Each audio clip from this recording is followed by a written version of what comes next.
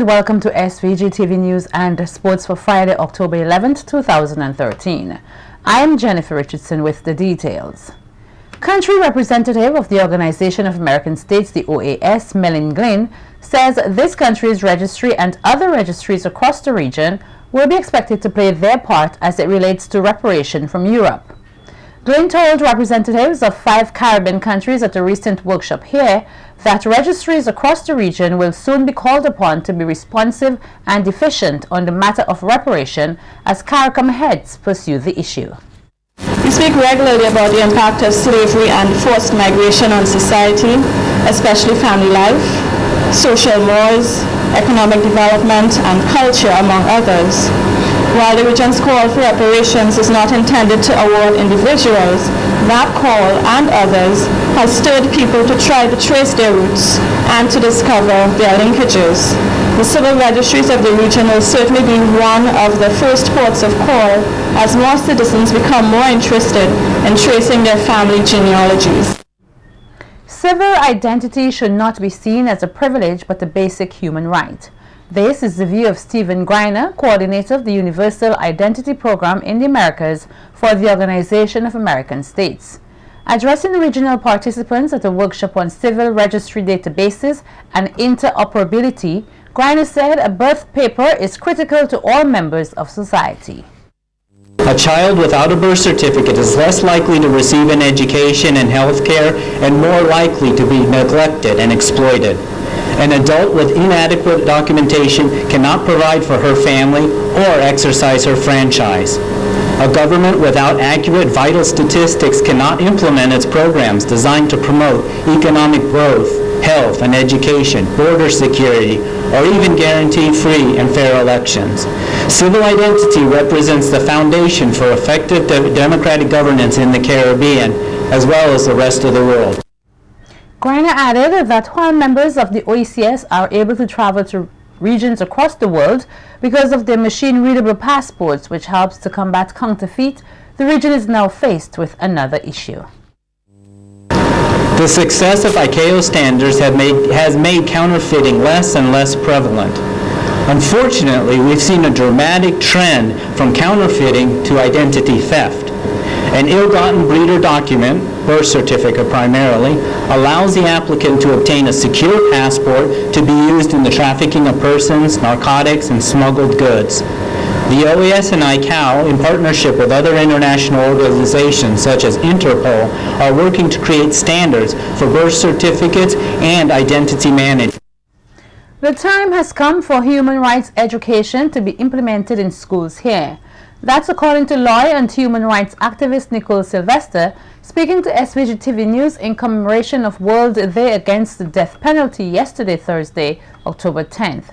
Sylvester says it does not have to be a subject by itself, but in certain subjects it can be a topic to be discussed. Areas like social studies, health and family life, there's certain subject areas that lend itself readily. And one of the critical components of human rights education is not only it teaches you about your right, but more importantly, it teaches you about your responsibilities. And that we think that if that is introduced into our system, that we'll see a reduction in crime. Because in the jurisdiction where that has occurred, they have seen a noted improvement in the crime rate. Coming up, 26 persons here successfully complete 1-week community emergency response training. More stories on the local scene when SVG-TV News continues. Stay with us.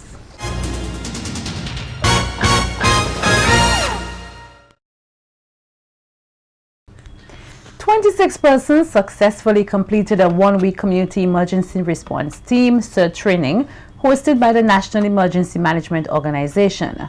The workshop is the second in a series which is used to build a cadre of CERT volunteers.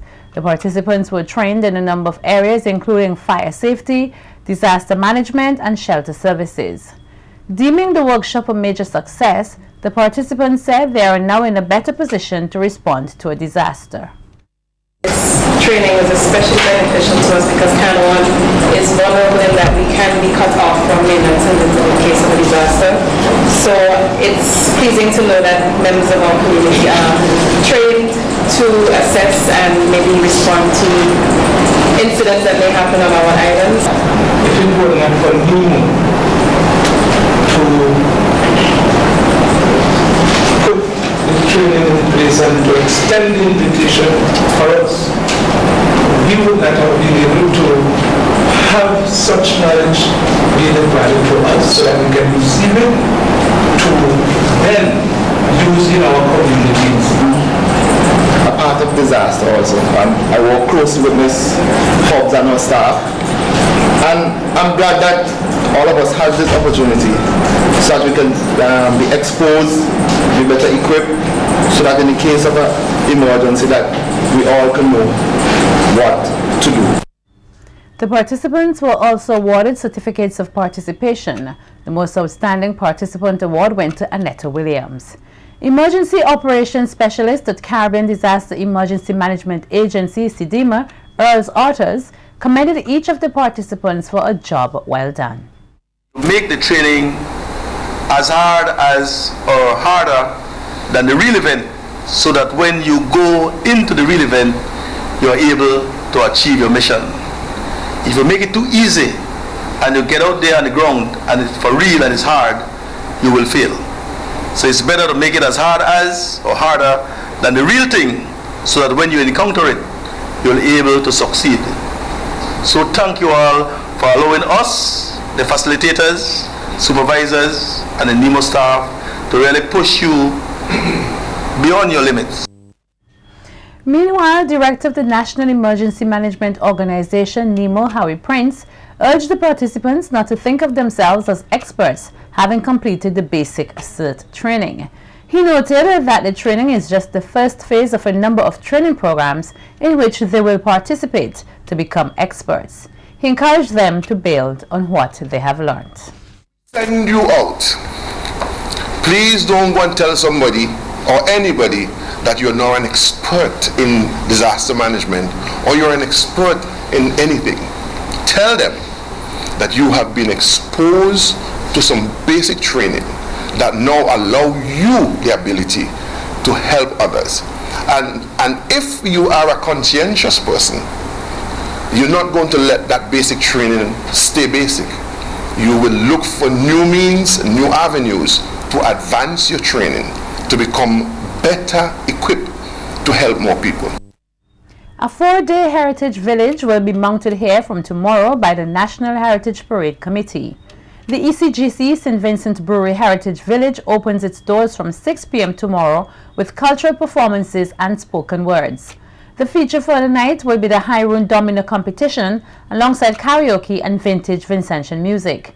On Sunday, 13th October, it will be a family day at the village from 3 p.m.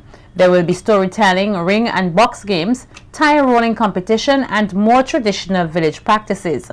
Sunday's activities are expected to climax with a praise and worship segment. The village commences its activities at 10 a.m. on Monday, the 14th October, when dancers will take the stage in the traditional dancing competition. Tuesday, the 15th October, features the National Heritage Parade under the theme From Clifton to Richmond, High Runners' Legacies.